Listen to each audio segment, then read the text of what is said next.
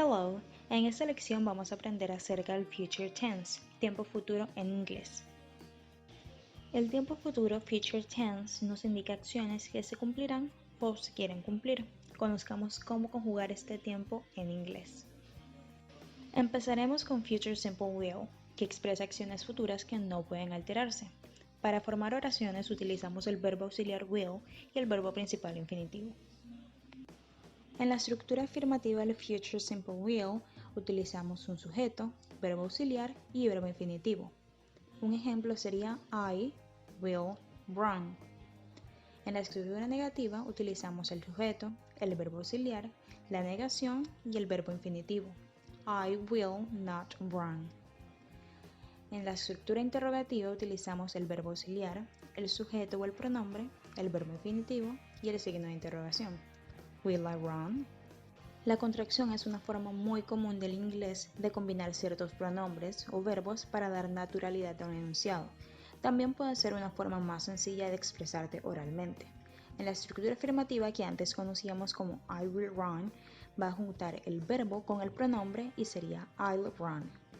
Y en la estructura negativa del verbo I will not run, utilizaremos el verbo will con la negación not.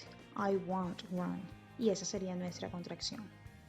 Future simple going to es otra forma de expresar el futuro con acciones o situaciones en un plan. Se utiliza el presente del verbo to be más el verbo going to y el infinitivo principal. En la estructura afirmativa tenemos esta forma: sujeto primero, verbo to be, going to y el verbo infinitivo. Por ejemplo, I am going to write. En la estructura negativa es muy similar, solo le vamos a añadir la negación como lo hemos hecho anteriormente. Primero el sujeto, luego el verbo to be, la negación, going to y el verbo infinitivo. Por ejemplo, I am not going to write.